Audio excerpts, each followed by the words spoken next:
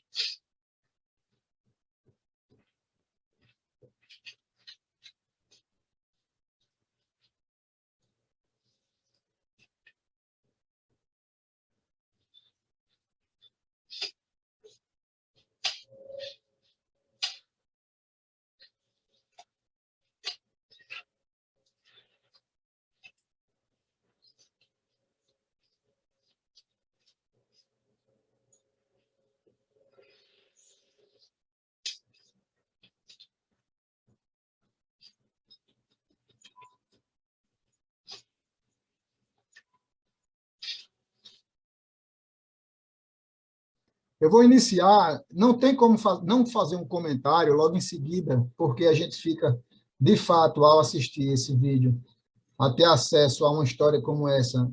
É comum que nós tenhamos vontade de comentar a respeito, né? O que nós faríamos se passando por uma situação como essa.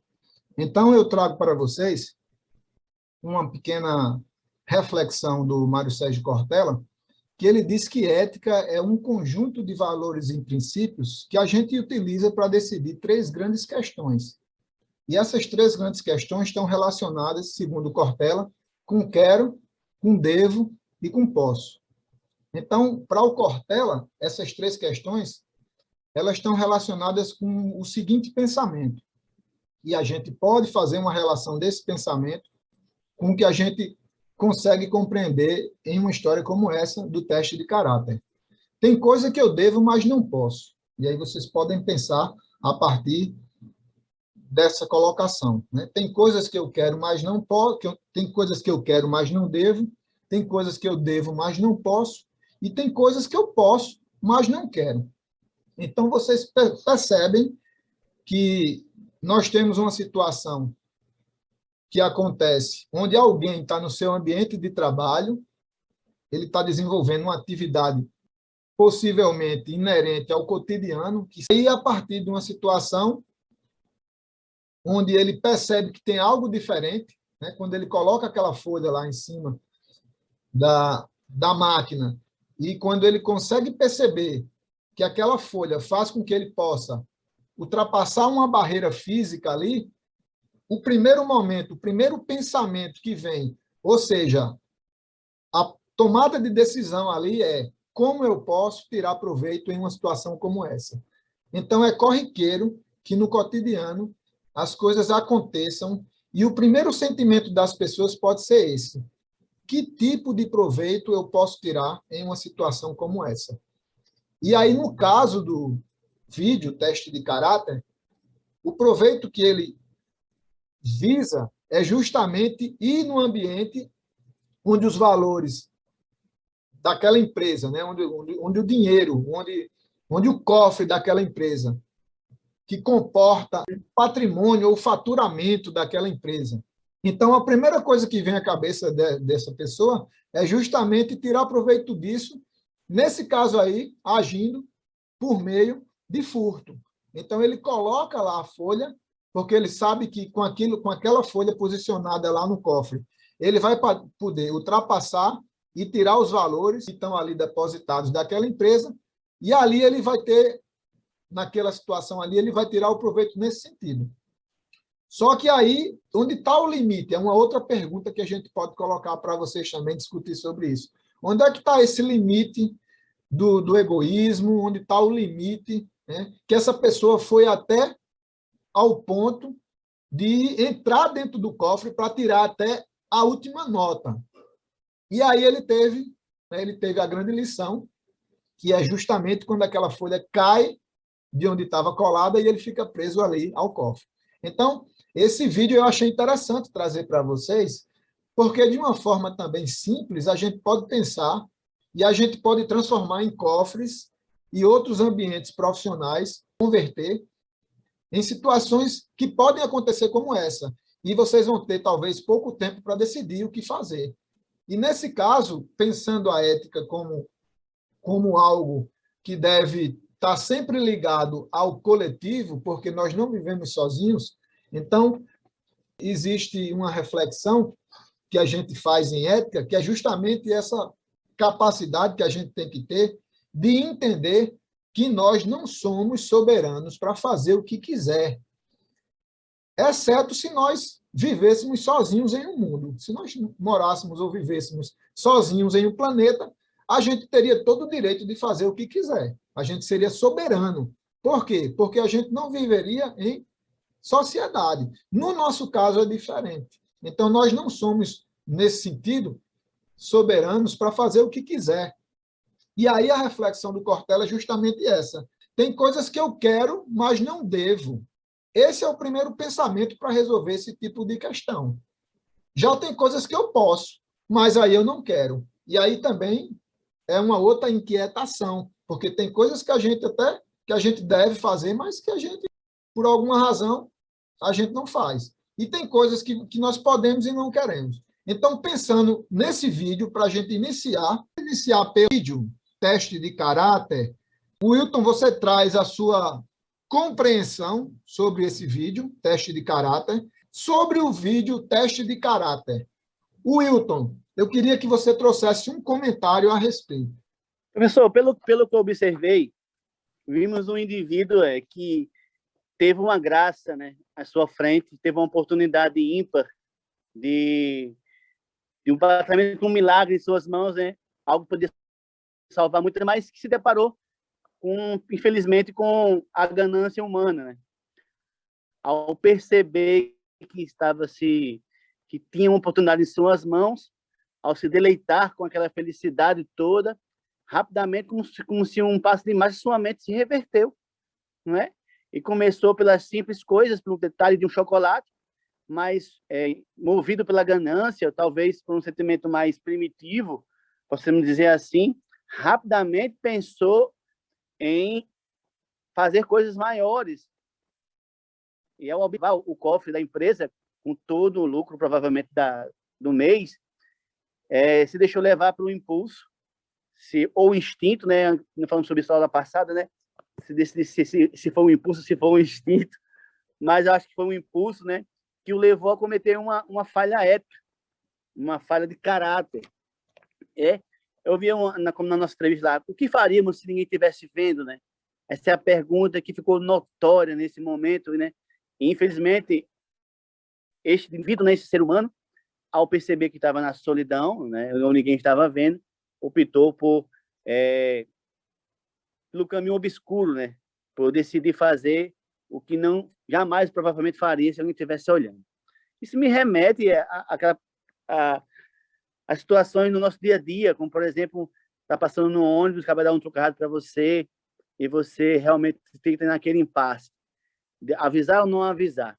Às vezes o indivíduo está motivado por algumas coisas, algumas tragédias pessoais, E aquela oportunidade era incrível, importante para que você saia daquele fundo de poço, uma dívida grande, e você usa como pretexto algumas situações do seu dia a dia para poder se autodesculpar por atitudes que você possa tomar. Então, essa autodesculpa, como é que eu posso dizer assim, essa autoexplicação, por que eu fiz isso, por que eu fiz aquilo, às vezes nos dá a entender que estão fazendo a coisa certa, porque a gente se explica, né?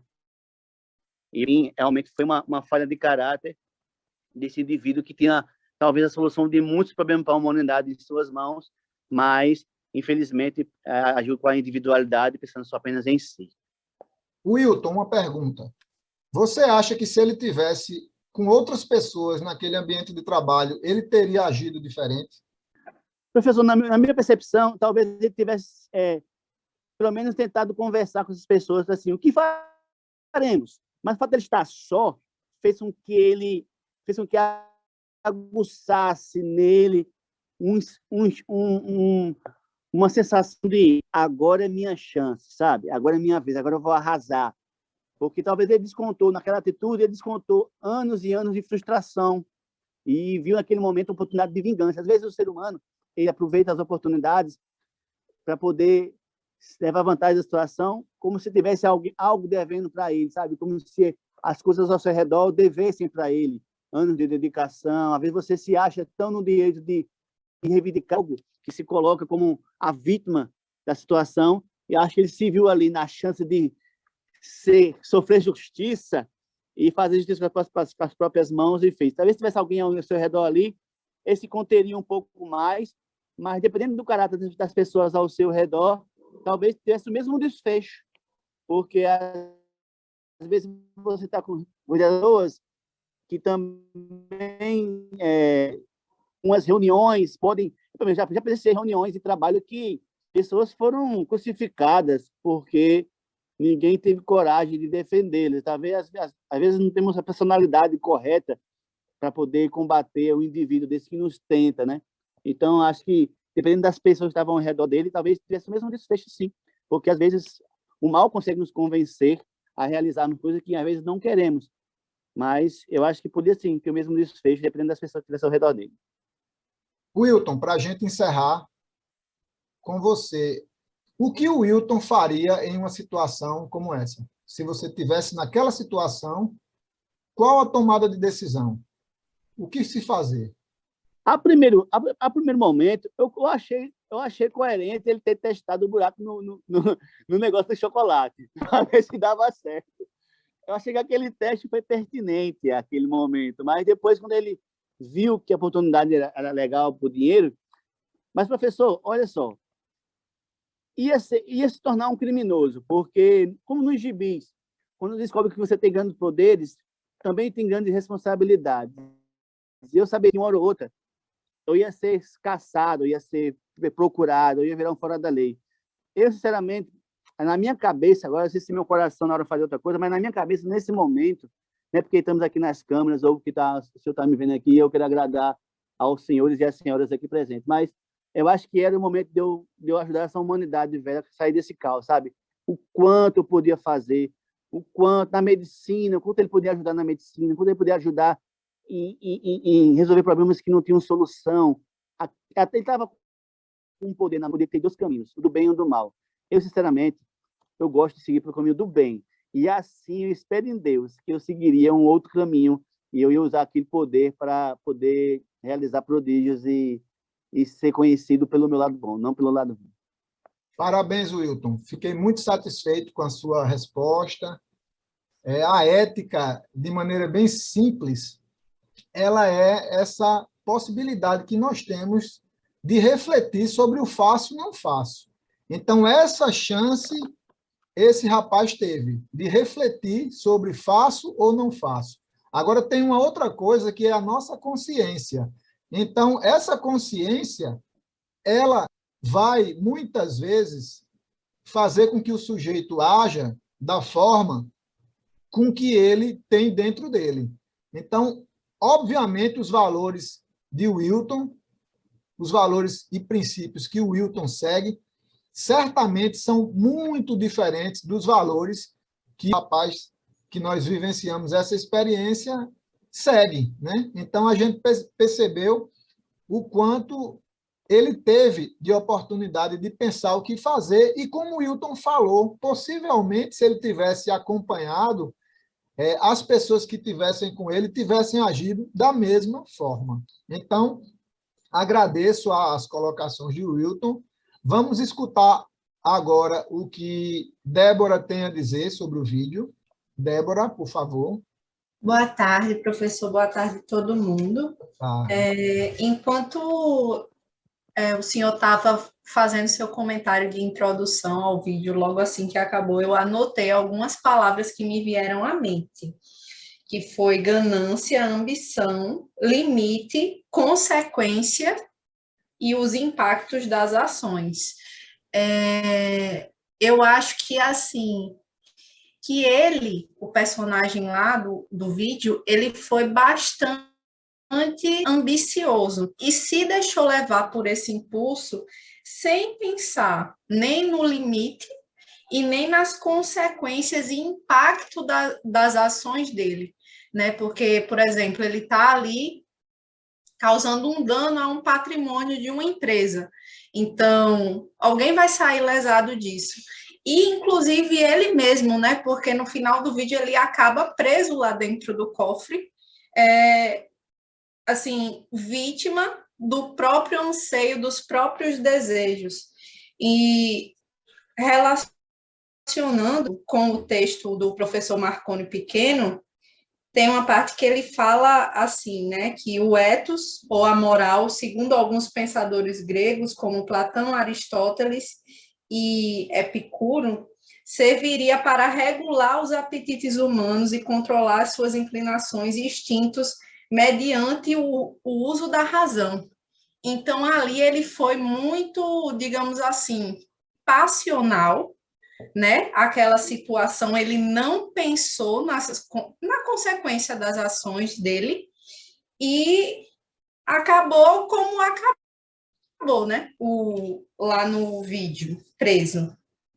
Então, acho que é isso, assim, o meu comentário que eu pude refletir a respeito do vídeo, e que, assim, que ele poderia ter pensado, né? Ele poderia ter falado com alguém, com algum superior, com alguma pessoa. Eu acho que se tivessem mais pessoas ali no ambiente, provavelmente ele ficaria com aquela folha e experimentaria quando estivesse sozinho. Ele não me parecia, assim, o tipo de que ia chegar e que ia falar com alguém e dizer, olha isso aqui, aconteceu isso aqui.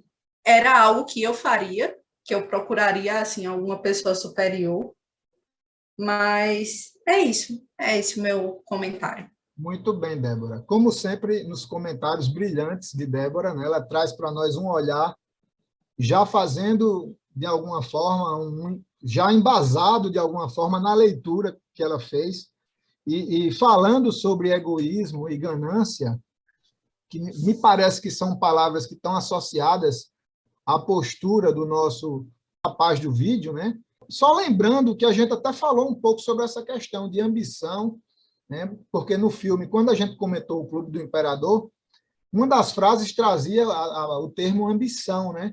E aí isso eu lembrei dessa também, professor, dessa frase. E a gente comentou na época, eu me recordo que eu falei alguma coisa, que a ambição é o desejo por a gente conquistar alguma coisa que a gente quer. Não, assim, nada tem a ver com essa questão da ganância, que seria uma cobiça, seria um desejo de receber mais do que de fato a pessoa merece.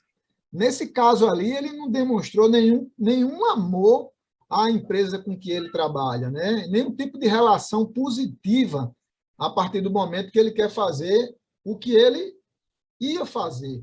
É óbvio que é um vídeo curto e vocês poderiam até pensar e até trazer algo do tipo, mas como é que ele sairia bem dessa? Como é que uma pessoa sairia bem de uma situação como essa? Onde ele pega todo o dinheiro que está no cofre, né, o patrimônio da empresa, o que é que essa pessoa iria fazer para viver bem com esse dinheiro? Ele iria fugir, ele iria desaparecer, simular uma situação de assalto?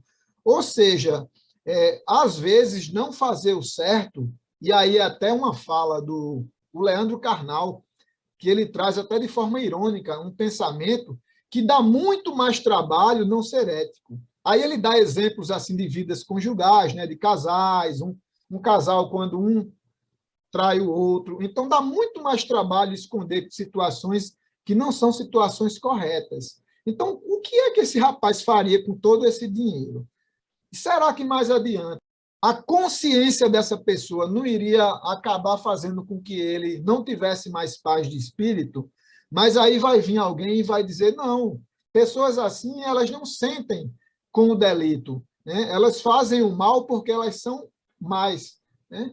Então, é óbvio que ele foi egoísta, né? Ele teve um amor exagerado pelo aquele dinheiro ao ponto de querer tirar até a última cédula, né? Até a última nota, e aí aconteceu o que aconteceu.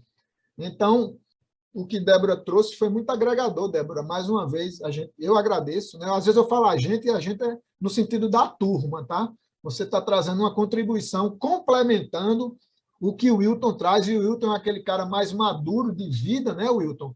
E que certamente já teve experiências semelhantes, não especificamente como essa, mas a gente vai conversando com as pessoas e vivendo e tendo acesso a uma série de questões que são implicações éticas, que tem a ver com a postura das pessoas, do ser humano, homem ou mulher, que vive em sociedade. Vamos para as colocações de Jacinto. Jacinto, por favor, queremos te ouvir. Boa tarde, galera. Boa tarde, Boa pessoal. tarde. Estamos escutando bem? Pode começar, Jacinto. Boa tarde. Pronto. Assim, o vídeo, ele é um vídeo muito interessante que nos traz reflexões importantes, né? Em que, como o Wilton falou, que, querendo ou não, ele ganhou um poder. E como ele usaria esse poder, né?